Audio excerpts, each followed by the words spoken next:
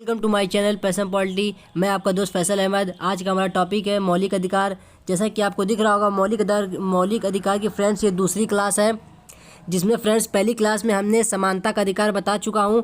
दूसरा जो है स्वतंत्रता का अधिकार, जैसा कि आपको दिख रहा होगा। तो चलते हैं स्वतंत्रता के अधिकार को समझते हैं। पहले मैं थोड़ा सा आपको एक डिस्कस कर लेता हूं कि कुल 6 मौलिक अधिकार, जैसा कि मैं पिछली क्लास में आपको बता चुका हूं, जिसमें से पहला समानता का अधिकार, दूसरा स्वतंत्रता का अधिकार, तीसरा शोषण के विरुद्ध अधिकार, चौथा धार्मिक स्वतंत्रता का अधिकार, पांचवा सभ्यता एवं संस्कृति का अधिकार, छठवां संवैधानिक उपचारों का अधिकार। जिसमें से हम दूसरा पढ़ रहे हैं स्वतंत्रता का अधिकार। और पहला फ्रेंड्स मैं अपने पहले वीडियो में अपलोड कर चुका हूँ। अगर मेरी पहली क्लास मौलिक अधिकार की नहीं देखे हैं तो फ्रेंड्स आप मेरे चैनल पे जाके विजिट कर सकते हैं। तो चलते हैं अपने टॉपिक को समझते हैं।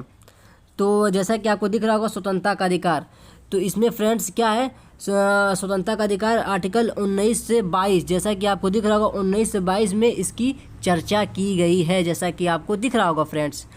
जैसा कि मैं आपको बता दूं, सी-टेट और एसएससी जीडी को ध्यान में रखते हुए हिंदी और पॉलिटी क्लास मेरे चैनल पे चल रही है। तो आपको दिख रहा होगा पहला फ्रेंड्स आर्टिकल 19। इसमें देखिए, पहले इसको समझिए फ्रेंड्स। इसमें कुल 7 प्रकार की स्वतंत्रता का उल्लेख था, लेकिन वर्तमान में जैसा कि आपको दिख रहा है 6 प्रकार की स्वतंत्रता का उल्लेख है।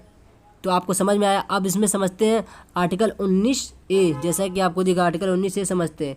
इस अनुच्छेद में अभिव्यक्ति की स्वतंत्रता का उल्लेख है। जैसा कि फ्रेंड्स आपको पूछेगा कि अभिव्यक्ति की स्वतंत्रता का उल्लेख किस आर्टिकल में है, अभिव्यक्ति की स्वतंत्रता का उल्लेख किस आर्टिकल में है, तो आप बताएंगे अनुच्छेद 19A में। अभिव्यक्ति का मतलब फ्रेंड्स कि जैसे मान लिया आप कोई किसी को अपने विचार रख सकते हैं, यानी कि अपने विचार को आप किसी के सामने पेश कर सकते हैं, जिसे अभिव्यक्ति की स्वतंत्रता कहते हैं। और दूसरा समझ लीजिए अनुच्छेद 2 में। इस अनुच्छेद में सभा की स्वतंत्रता की बात कही गई है, लेकिन इसमें क्या है फ्रेंड्स, एकता, अखंडता और जनता, यानी कि इसका मतलब है अनुच्छेद 2 के तहत आप सभा कर सकते हैं, लेकिन इसमें एकता और अखंडता पर, यानी किसी की एकता और अखंडता पर कोई गलत प्रभाव ना पड़े और जनता को किसी प्रकार की परेशानी ना हो। इन सब बातों का ध्यान रखते हुए आप अनुच्छेद 2 के तहत सभा कर सकते हैं। अनुच्छेद 3 समझ लीजिए। इस अनुच्छेद में संगठन की बात कही गई है, लेकिन इसमें भी यही कहा गया कि एकता और अखंडता को और जनता को किसी प्रकार की परेशानी ना हो, इसको ध्यान रखते हुए आप संगठन बना के रह सकते हैं अनुच्छेद 3 के तहत। अब फ्रेंड्स आगे बढ़ते हैं। अगर वीडियो पसंद आए तो friends like, comment, share, subscribe करना ना भूलें। तो आगे दिख रहा है फ्रेंड्स अनुच्छेद 4। जैसा कि आपको दिख रहा होगा, इस अनुच्छेद में कहीं भी फ्रेंड्स आपको क्या है, घूमने का अधिकार है। आप कहीं भी इंडिया के अंदर कहीं भी घूम सकते हैं अनुच्छेद 4 के तहत, कोई आपको रोक नहीं है। अब अनुच्छेद 5 समझ लेते हैं फ्रेंड्स। जैसा कि आपको दिख रहा होगा, इस अनुच्छेद के तहत कहीं भी फ्रेंड्स आपको दिख रहा होगा निवास करने या बसने का अधिकार है। आप मान लीजिए आप घूमने गए, आपको कोई जगह पसंद आ गई, मान लीजिए आप यूपी से एमपी चले गए, चाहे कहीं भी चले गए, आपको जगह पसंद आ रही है, आप वहाँ पे निवास कर सकते हैं, वहाँ के निवासी बन सकते हैं अनुच्छेद 5 के तहत फ्रेंड्स। अब अनुच्छेद 6 में क्या है फ्रेंड, इसको समझ लेते हैं। इस अनुच्छेद में संपत्ति की स्वतंत्रता दी गई है। इस अनुच्छेद में संपत्ति की स्वतंत्रता दी गई। इसका मतलब ये है कि जैसे अभी इसको मैं फ्रेंड्स आगे ट्रिक से माध्यम समझाऊंगा, पहले देख लीजिए। अनुच्छेद 7 में आपको दिख रहा होगा फ्रेंड्स, इस अनुच्छेद में क्या है, व्यवसाय की स्वतंत्रता दी गई है। अब इसको समझते हैं। ऊपर से देखिए फ्रेंड्स, ऊपर से देखिए अनुच्छेद 1 से आप समझिए। जैसा कि आपको दिख रहा होगा, इसमें अभिव्यक्ति, यानी कि अनुच्छेद ए में आप अपनी बात को लोगों के सामने रख सकते हैं। दूसरा, इसमें क्या कर सकते हैं, सभा कर सकते हैं, यानी कि आप अगर सभा करना चाहें तो सभा कर सकते हैं, लेकिन एकता और अखंडता और जनता को किसी प्रकार की परेशानी, इसको ध्यान में रखते हुए। तीसरा फ्रेंड्स, संगठन कर सकते हैं अनुच्छेद 3 के तहत। अनुच्छेद 4 में क्या है फ्रेंड्स, आपको घूमने का अधिकार है। तो मान लीजिए घूमने गए, आपको कोई जगह पसंद आई, वहाँ निवास कर सकते हैं, वहाँ बस सकते हैं। तो जब निवास कर सकते हैं, बस सकते हैं वहाँ पे, तो आपको संपत्ति चाहिए ना, वहाँ पे ज़मीन लेंगे, वहाँ घर बनाएंगे। तो चौथे में क्या है, आपको संपत्ति की स्वतंत्रता है। और जब वहाँ पे घर बना ले तो कोई व्यवसाय करेंगे, तो अनुच्छेद 7 के तहत वहाँ व्यवसाय करने की स्वतंत्रता है। तो फ्रेंड्स ये वीडियो आपको पसंद आ रही होगी। अब चलते हैं, आगे बढ़ते हैं फ्रेंड्स। जैसा कि आपको दिख रहा होगा, इसमें हम स्वतंत्रता का अधिकार पढ़ रहे 19 से 22 तक। आज इस क्लास में वीडियो आपको फ्रेंड्स, इस क्लास में आपको अनुच्छेद 19 से 22 तक का आपको चर्चा मिलेगी। तो इसमें क्या दिया है फ्रेंड्स, दो सिद्धि के संबंध में संरक्षण का उल्लेख किया गया है अनुच्छेद 20 में फ्रेंड्स। तो इसको समझते हैं। इसमें आपको 3 प्रकार की बात कही गई है, यानी कि पहला आप देख लीजिए अपराध के समय कानून, जैसा कि आपको दिख रहा होगा, और दूसरा आपको दिख रहा होगा फ्रेंड्स, जैसा आपको देखिए दूसरा दिख रहा होगा एक अपराध के लिए एक बार ही सज़ा दी जाएगी, अनुच्छेद 20 में ये बात कही गई है। और फिर तीसरा आप देख लीजिए फ्रेंड्स, कोई व्यक्ति किसी व्यक्ति के विरुद्ध अगर न्यायालय में फ्रेंड्स अगर गवाही देना चाहता है तो उसे बाध्य नहीं किया जाएगा, जैसा कि आपको दिख रहा होगा। ये सब बातें फ्रेंड्स अनुच्छेद 20 में कही गई है। तो पहला पॉइंट आपको समझा देते हैं, अपराध के समय कानून। इसका मतलब ये है फ्रेंड्स कि मान लीजिए कि राकेश नाम का एक लड़का है, एग्जाम्पल समझिए, राकेश नाम का एक लड़का है, मान लीजिए वो चोरी किया है, तो चोरी किया है तो उसको जो सज़ा दी जाएगी, मान लीजिए कि उसकी सज़ा 2 महीने की है, 2 महीने की उसे जेल हो जाएगी। और ये मान लो जो उसका जो केस है वो 2 साल माने साल 1.5 साल तक उसमें क्या हुआ उलझा रहा, फिर जाके जो उसको सज़ा दी जाएगी कि ये नहीं कि, तो उसके कहने का मतलब ये है फ्रेंड्स होगा।